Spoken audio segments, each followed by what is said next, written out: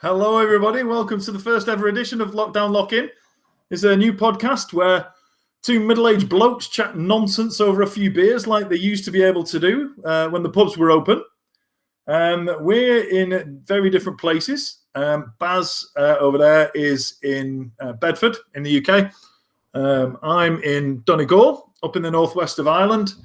But essentially, we're in the same pub having a few beers. If you're watching live on Twitch, you'll be able to get in touch with us throughout the podcast. So fire any questions or comments into the chat and we'll discuss them as the night goes on.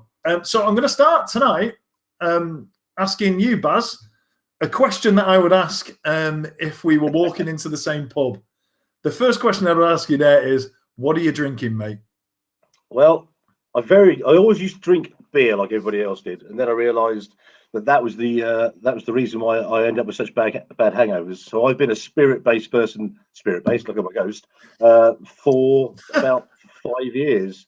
So my drink of choice is always a double rum, twice rum and Diet Coke. Always has been, always will be. Start off with that. Apparently, it's called a Cuba Libre, which I think is. Oh, is it now? Yeah, so if you're feeling posh and sophisticated, it's called that, is it? Or you want to seem like or you want to seem Mexican and dangerous? Well, it's a soft cocktail. I had some Jack Daniels once, and I was like, "Yeah, look at me drinking Jack Daniels," but it was the honey one that just tastes of honey, and it's that. I'm very much a baby with the spirits. But yeah, tonight I'm drinking Aldi's Finest tonight. I've got to. Honestly, I'll just get it. I've got my magic Aldi cool bag next to me full of iced water, so I'll just dry off. I can heartily recommend this stuff, by the way. What is it? It's called Saint Etienne. It's definitely their bootleg version of Stella, but it's really good. So that's what I'm on tonight. So what we're going to, as we said before, one of the things we're going to do later is Baz and I have brought drinks that we've never tried. Well, I briefed us that we were going to do drinks we've never had before.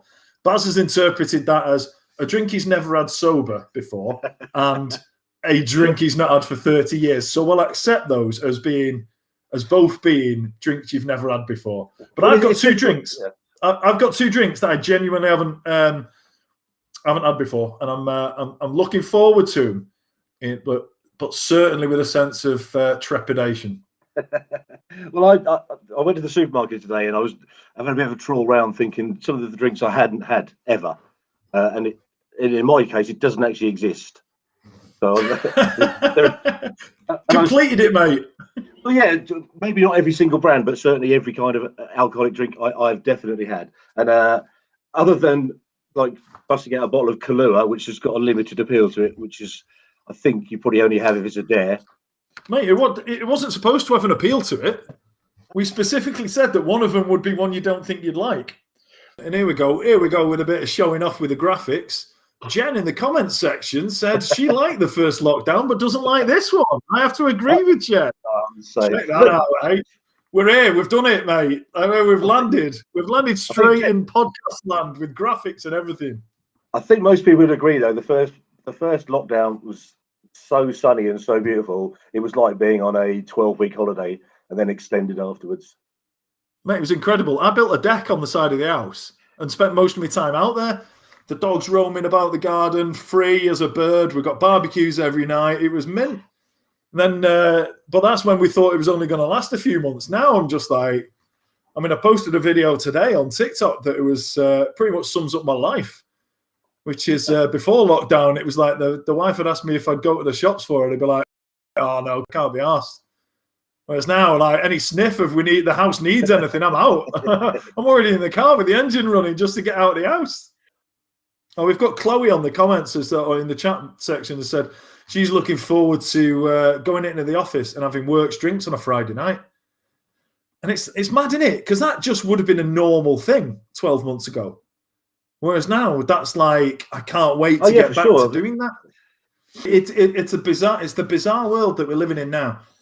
Is like I say, I honestly, obviously we've done a few lives on TikTok and we've communicated offline and had a good chat and had some FaceTimes and stuff like that.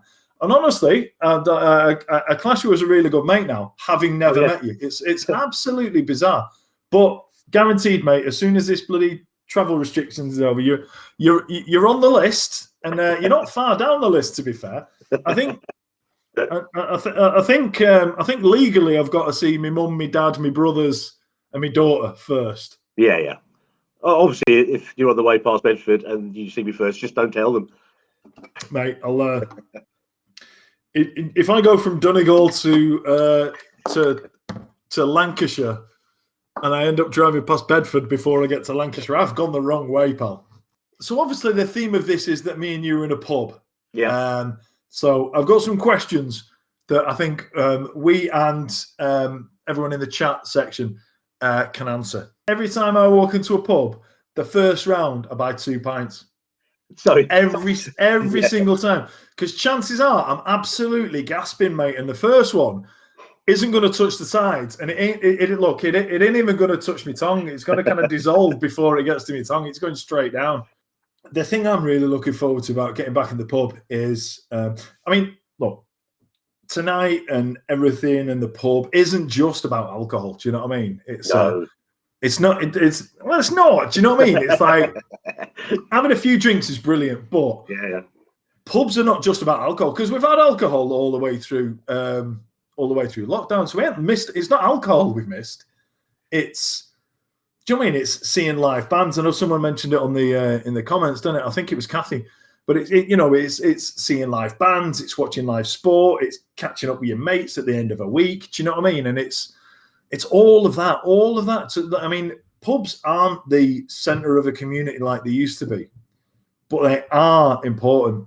And there's obviously less of them because people drink at home. But there's going to be a massive spike.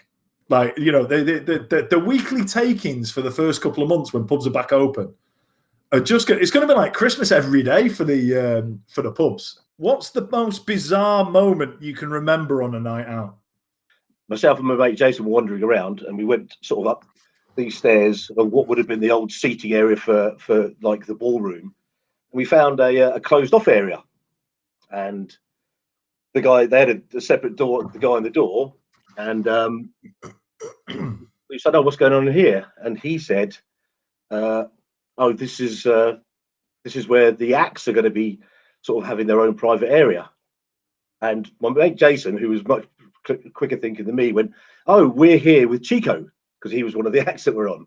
So the guy didn't even for 1 second go, "Oh, can I see some invitation?" He went, "Oh yeah, in you go." So we wandered in. And there he is. Chico is at the bar, and your man who's watching us come in. We thought, well, we've got to go up to him now and speak to him. So we wandered up to Chico, gave him a big hug, and said, "Hey, great to see you again." And of course, he just played up. He just played along with it.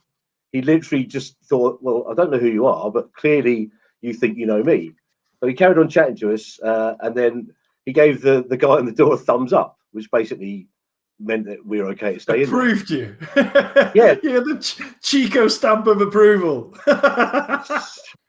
The bizarre moment that I can pinpoint is literally a few minutes. And it was, I had a full-on toe-to-toe argument with Carol Decker on which was the best builder character. So that's not only a bizarre moment. That's an indication of how drunk we both were. Because we had a full-on toe-to-toe on about it, and it was like, I mean, the rest of the night was fine. Do you know what I mean? The rest of the night we'd got on really well, and there was like backstage. There was like Paul Young, Carol Decker, Kim Wilde, and like Kim Wilde's another one. I was working for Kellogg's at the time. And Kim Wilde we'd managed to get into a conversation with Kim Wilde, and she said that she really likes Cocoa Pops. So I said I'd send it. And I ended up arranging to get a year's supply sent to her, which sounds really grand. Do you know what I mean? But it's like, it's like 12 boxes, isn't it? Do you know what I mean? Like I say, I woke up in the morning and I was just going like, oh, what a night that was. That was brilliant. And it was like, oh yeah, I did call Paul Young a prick as well. But that's another. I think he just nudged in front of me, get into the bar, and gave it the whole, "Do you know who I am?" I went, "Yeah, you're a prick." Did he put his hat down? I didn't even notice that. Do you know what I mean? If I'd have known that, I'd have known that was his part of the bar. Do you know what I mean? Right. So we're going to try new drinks for the first time. This is what we're going on. I'm going to let you go first, Baz. What's your first one? So one of the things that I dislike most in the world, and it's a really popular drink, is tequila. I'm with you there, pal. Mainly because it just tastes like, well, for want of a better term, bog water, if I knew what that tasted like. If we're honest, it tastes like death. And it's one of those things that, like, lots of my friends, whenever you get to the point where you're really pissed, go, right, let's do tequila stuntman, which is not even tequila drinking with lemon and salt, right? And sorry, the stuntman is when you put it in your eye. It's tequila slammers, isn't it, when you have salt and lemon? Mate, that thing where you squeeze lemon in your eye and just snort the. I mean, who's gone? Who's had a tequila slammer and gone, do you know what? This isn't shit enough. I need to make this more shit. I need to make this more horrendous. So I'm going to squeeze the lemon in my eye. But it also comes to something. What idiot did that? Whoever that is, I'm going to hunt them down. Well, I'm not. I was going to hunt them down, but they sound quite a dangerous person, to be fair. Well, I guarantee he was a rugby player. Got to be a rugby player. Psychopath, whoever did it. Right, come on. I want to see you. I want to see you drinking tequila. So I went out and bought a whole bottle today, and then when I got back, my wife said, "Oh no, we've already got some." So I thought, rather than crack open a whole bottle, Mate, have you got a bottle and a half of? Have you got a bottle and a half of a spirit you don't like now? Yeah, sadly, it's kind of one of the things in my life. So I've got some Jose Cavero. I think it's a special. It's made with blue agave or agave. So I just thought I'd give you the full rundown. Everyone's seen this before. No, I'm not. I'm looking forward to this. So I'm going to do it as a shot because this is how you're supposed to do it. I actually did a bit of research today because I was trying to find spirit or drinks that were made with tequila, and obviously someone's mentioned margaritas, which are awesome, right? Margaritas are pretty good, but then you can't taste the tequila in it. So margaritas are only good because they've got half a bag of sugar in them. Covered in salt as well, aren't they? So anyway, yeah. So apparently it says the only way to really have tequila is to drink it straight. So let's do it as a shot. Let's see it happen. Oh. So I want to know. But Baz, honestly, just seeing you do that and knowing that you don't like tequila and I don't like tequila, I was just like, honestly, I felt a little wretch when I saw you do that. I felt like a sympathy wretch. But you know, when you're a child and the first time someone gives you beer and you wonder why people drink that, you know. Yeah, this is the same thing as an adult. So it's kind of like who invented this? Tried it for the first time and thought people are going to love this. They're going to love this. 100%. Who's gone? Like, presumably someone in like Mexico or somewhere else, or somewhere in South America or Central or Southern America or whatever, wherever it was invented. Someone's gone, oh, I've just invented this drink. Right? It'll blow your socks off. Don't get me wrong, it'll get you pissed really quickly, but it's got a bit of a kick to it. And someone gone, oh, Jesus Christ, you're going to eat? You're going to drink that? You're going to drink that or run a car off it? I can't really genuinely trust anybody who likes tequila. Are you having another one? No, so I'm going to test it because it says that you can obviously have tequila and Coke. You can have tequila in any mixer. So it's the first time I've ever had tequila with anything else. So I thought in the spirit of actually trying new drinks, I'd pretty ruin. Well, if you've never had a tequila and Coke, this is genuinely a new drink for the first time. So you're doing it properly now. You didn't do it properly before. Exactly. So this is. so apparently one of the things you can do is put a few drops of water in it, and that makes the, I don't know, whatever water does to alcohol, it makes it better. I can't see how. All right, so no ice, it's just a straight thing. Keith in the comments has said tequila is regrets in a bottle, and he's not wrong. Let's be honest, he's not wrong. So, like I can't imagine that has been a really good drink. It's 100% better, so I could actually drink all of that. I don't know if I'd be very confident about ordering one in a bar, but I've got two. The brief on this was one you think you will enjoy and one you think you won't enjoy. I think I'm just going to go like this. Won't say long. One that I think I will enjoy first is it's a particularly sophisticated beverage But I don't think it is. I haven't heard of it before, but it's called Fat Frog. Oh my god! Okay, I'm in love with that drink straight away. It's fruit flavored alcoholic drink, so I think it's an alcopop. Oh my god, that looks like someone's emptied the bile out of something. Right, I'm going for it. While you're drinking, I want to know what dragon soup is. Someone's put you should try dragon soup next time. Dragon soup is one thing I was trying to find because they do sell it over here, but Jesus Christ. Right, okay, give us a rundown of what you've just had. What does it taste like? What fruit is it? It's like no fruit I've ever experienced before. I don't know what fruit they think it is, but it's not a fruit I've had before. It tastes like, if someone had crushed down a load of Love Arts and mixed it with undiluted cordial, I think you get the gist.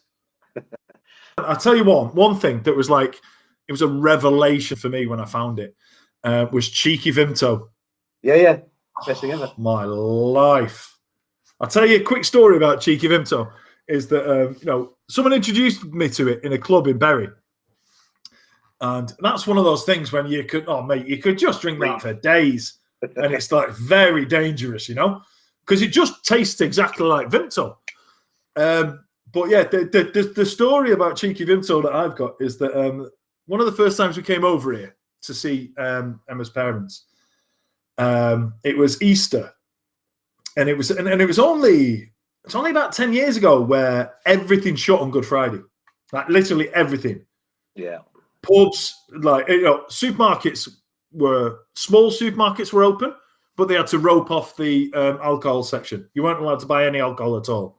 So I'd gone out, forgetting it was Good Friday, gone out to get booze for the house. Just a couple of bottles of wine. I'd seen a couple of bottles of wine in this petrol station. I was like, oh, I'll get them. And they were like, oh, we forgot to rope those off. You're not allowed to buy them. You're not allowed any alcohol today. It's Good Friday. So I got back to Emma's mum's house. And I was like, right. I said, look, they won't sell us anything. So she said, oh, have a look in the drinks cabinet, see what you can find. So I opened up the drinks cabinet, and it was as if there was like angels singing and harps playing as I opened it up. Because the first two things I saw in my now mother-in-law's drinks cabinet were port and Blue Wicked. And I was like, I'm about to introduce a woman in her 60s to Cheeky Vimto, which is exactly what I did. Actually, can I just say, whilst drinking this tequila and Coke, it's actually now, I think, a half decent drink. It's nothing like I thought it was going to be. So I'm actually quite enjoying this, mate. It seems like yours has got better as you've gone through it. Mine's got more, to be honest, mine started to taste a bit like Calpol. In fairness, if you're drinking that in another half hour, it might be a much better drink. What, this? Yeah, I can't believe it. No, so mate, I think for another half hour I'm going to lose my teeth. So my second drink is something my mother used to drink, God rest her soul, many years ago when it was quite trendy, and it's brandy. So I've never heard in all the years that I've been working or going out, anybody next to me at the bar or anywhere order anything of brandy.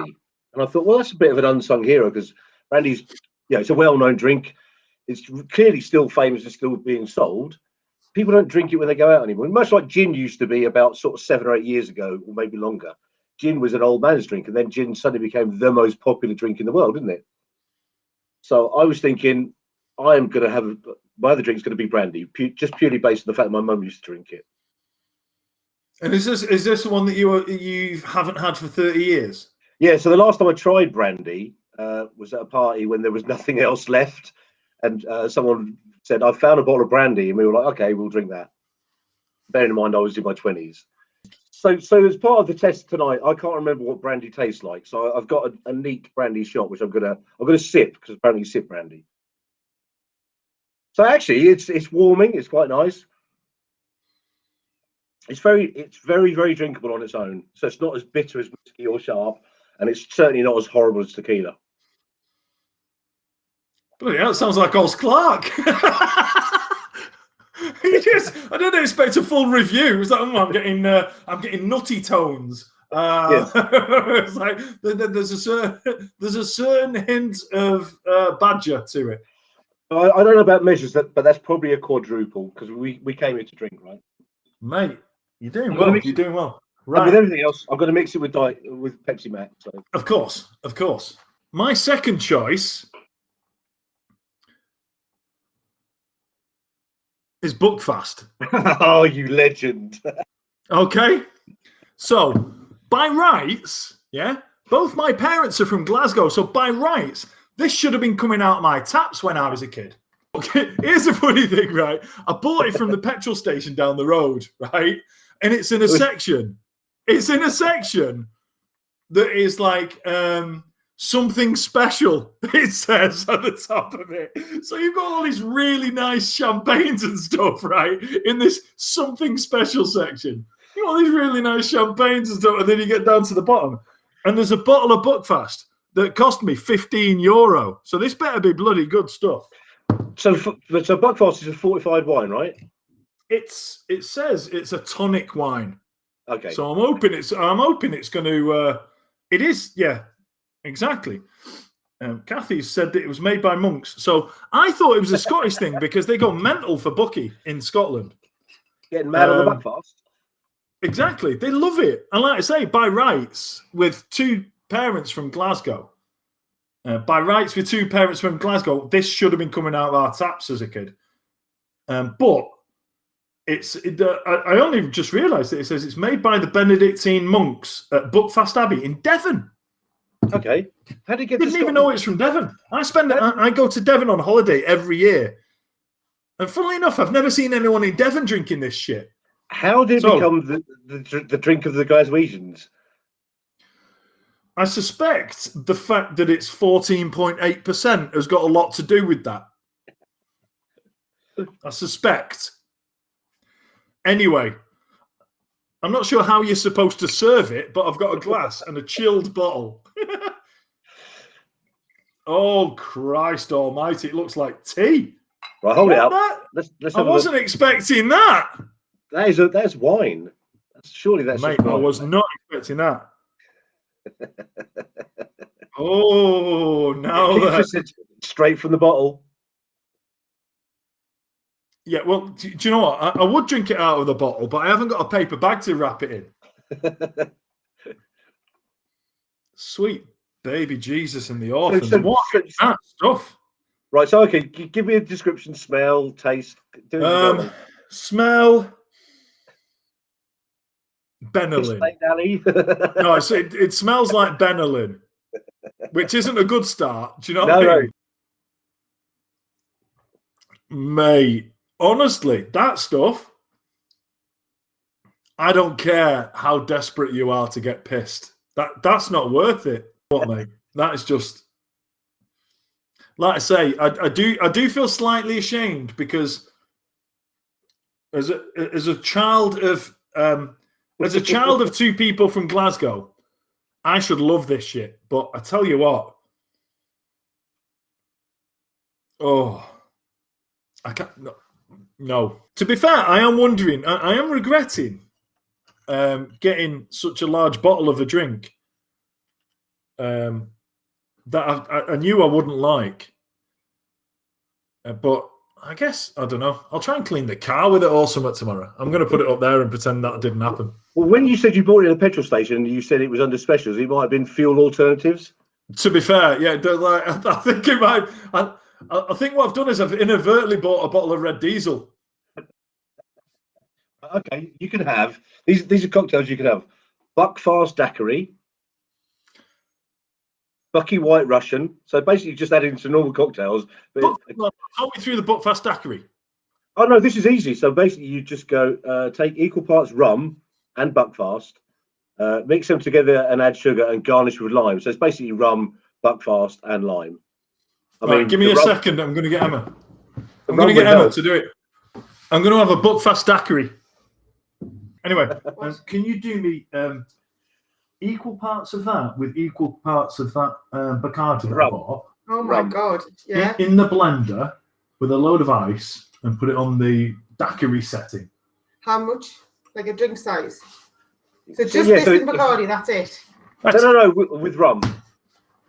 You're behind the bar. You're in charge of measures. It's not down to me. Does Bath know this is where you're sleeping tonight? There's a bed Yeah, behind you. exactly. You might notice I've gone the wrong way. You might notice there's a bed directly behind me because it's not far to travel once I've had this Buckfast Daiquiri. I'm not going to lie. This stuff is.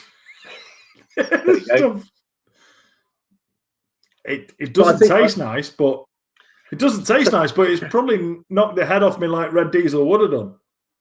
Oh, here we go. Oh, hello. Here we go. What we have here? I need to get this to focus again. I think my I think my really expensive webcam that's got autofocus has had more to drink than I have. It's got straws in it and everything. What is that? I asked you in a daiquiri, doesn't it? Right. It doesn't look inviting. It looks horrendous. Mate, this is definitely not how you're supposed to drink Buckfast. You're supposed to drink Buckfast out of a paper bag. In a bus shelter? Yeah. Or at the stairwell of a car park. That's the one. This is... Here we go.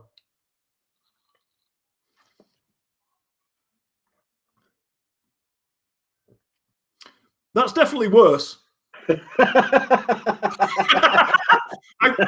can confirm that adding a drink I don't like to a drink I've only just found out I don't like, and blitzing it with ice definitely makes it worse. Jesus, I'm going to leave that. I can't carry on with that. Oh, that's not part of the rules. I apologise. I was working on a big event in a place called Belvoir Castle, which is in Nottinghamshire. But I went on a stag weekend to Nottingham.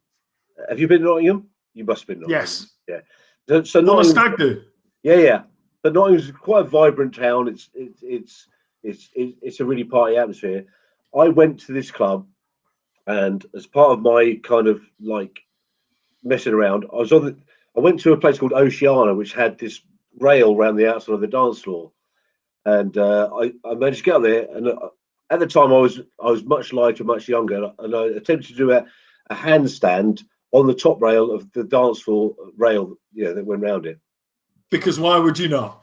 Because I was fairly pissed. And what I managed to do was swing over all the way with my hands on this top rail and smack my head on the rail, like on the other side, which is on the dance floor side, and cut my head wide open. And because of this, I was covered in blood. I ended up going to the staff that like patched me up. But when I went back to work on the Monday, I thought I can't really tell everybody that I was working with. Bear in mind, it's a site full of men that I literally flipped over and smacked my head on this rail. So I told everybody that I'd got bottled while I was in a nightclub because it seemed less stupid than me flipping over and smacking my head on this steel rail and splitting my head wide open. Because have you ever been to Gran Canaria? No.